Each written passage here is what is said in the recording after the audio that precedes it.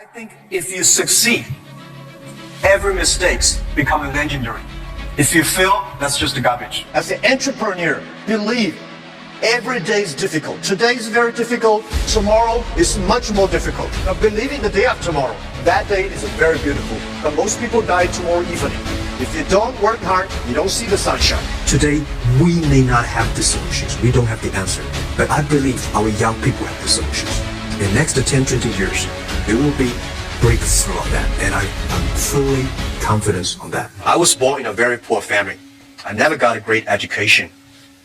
I failed all the examinations. For what reason? I don't know. But later, I realized I don't have money. I don't have technology.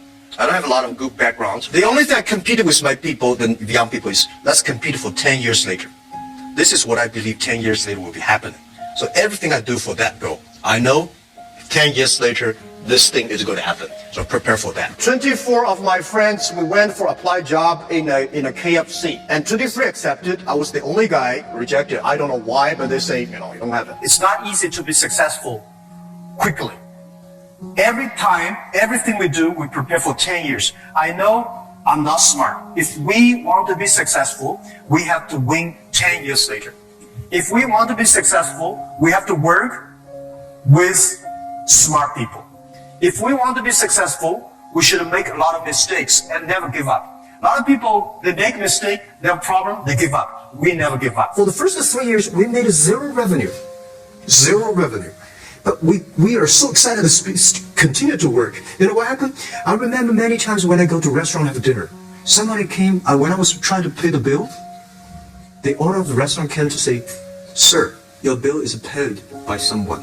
And a small note say, "Hi, Mr. Ma, I'm your customer of Alibaba Group, Alibaba platform. I made a lot of money, and I know you don't make any money. I pay the bill for you."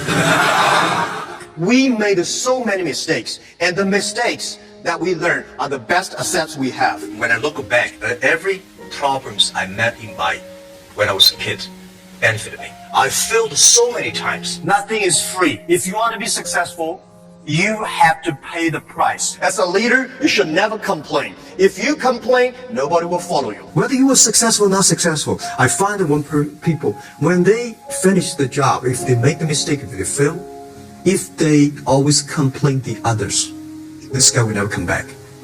If the guy only check himself, yeah, something wrong with me here, something wrong with me there, this guy has a hope. I found out some great leaders in the world.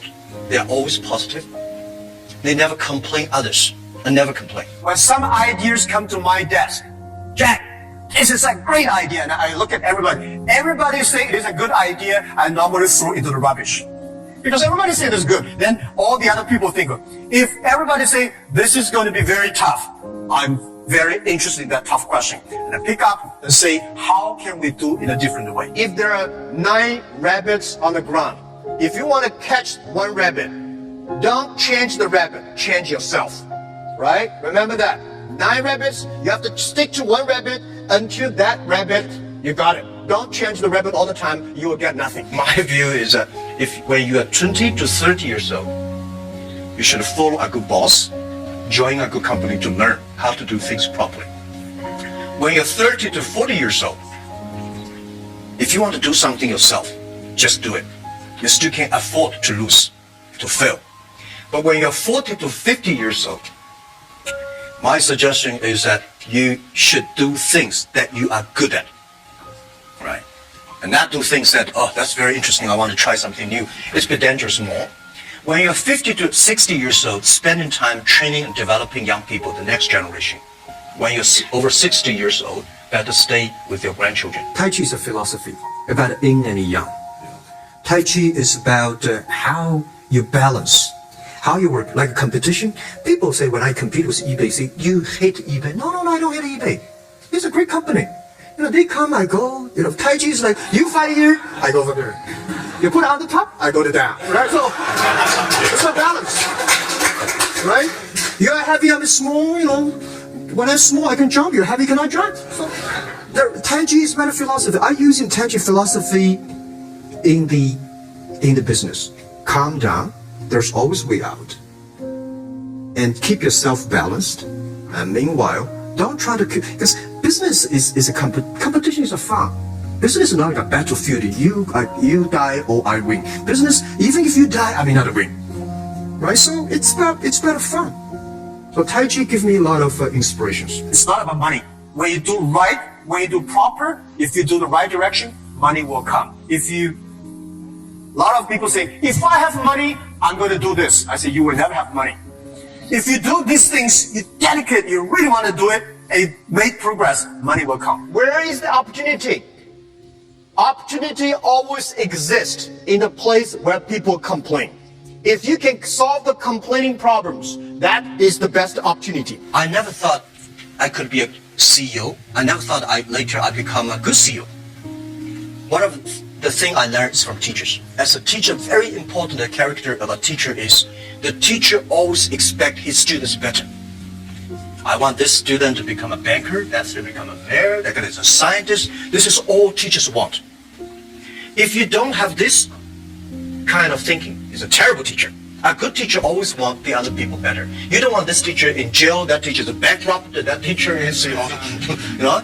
So as a CEO, I trained myself is I always want those people to join the company, do better than they thought. If your competitors spend a lot of time destroy your competence or confidence, that means you're good. The world has changed. The world is changing very, very fast. Don't complain about the change because you complain, it changes. You don't complain, it changes. For me, people like me, people say, Jack, you're very rich, but I don't have time to spend money.